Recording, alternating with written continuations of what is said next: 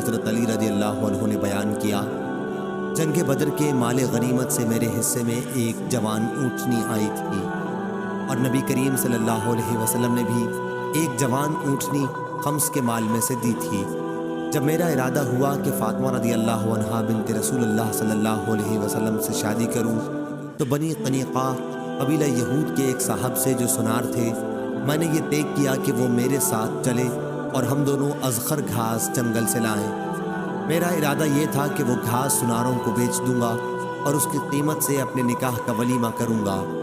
ابھی میں ان دونوں اونٹنیوں کا سامان، پالان اور تھیلے اور رسیاں وغیرہ جمع کر رہا تھا، اور یہ دونوں اونٹنیاں ایک انصاری صحابی کے گھر کے پاس بیٹھی ہوئی تھیں کہ جب سارا سامان فراہم کر کے واپس آیا تو کیا دیکھتا ہوں کہ میری دونوں اونٹنیوں کے کوہان کسی نے کاٹ دیے ہیں اور ان کے پیٹ چیر کر اندر سے ان کی کلیجیاں نکال لی گئی ہیں۔ جب میں نے یہ حال دیکھا تو بے اختیار رو دیا۔ میں نے پوچھا کہ یہ سب کچھ کس نے کیا ہے؟ تو لوگوں نے بتایا کہ حمزہ بن عبد المطلب رضی اللہ عنہ نے، اور وہ اسی گھر میں کچھ انصار کے ساتھ شراب پی رہے ہیں۔ میں وہاں سے واپس آ گیا اور سیدھا نبی کریم صلی اللہ علیہ وسلم کی خدمت میں حاضر ہوا۔ آپ کی خدمت میں اس وقت زید بن حارثہ رضی اللہ عنہ بھی بیٹھے ہوئے تھے۔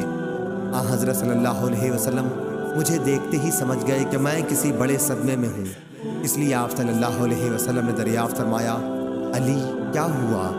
میں نے عرض کیا، یا رسول اللہ، میں نے آج کے دن جیسا صدمہ کبھی نہیں دیکھا۔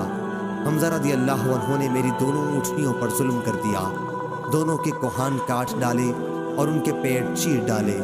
ابھی وہ اسی گھر میں کئی یاروں کے ساتھ شراب کی مجلس جمائے ہوئے موجود ہیں۔ نبی کریم صلی اللہ علیہ وسلم نے یہ سن کر اپنی چادر مانگی اور اسے اوڑھ کر پیدل چلنے لگے۔ میں اور زید بن حارثہ رضی اللہ عنہ بھی آپ کے پیچھے پیچھے ہوئے۔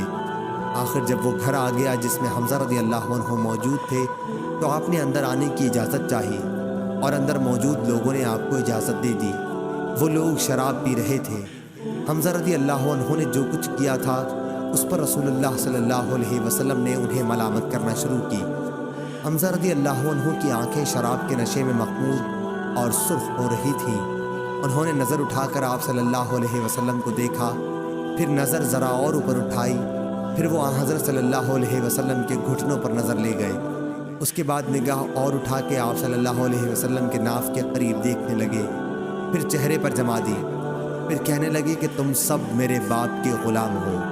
یہ حال دیکھ کر حضرت صلی اللہ علیہ وسلم نے جب محسوس کیا کہ حمزہ بالکل نشے میں ہے تو آپ وہیں سے الٹے پاؤں واپس آ گئے اور ہم بھی آپ کے ساتھ نکل آئے۔ صحیح بخاری حدیث نمبر 3091۔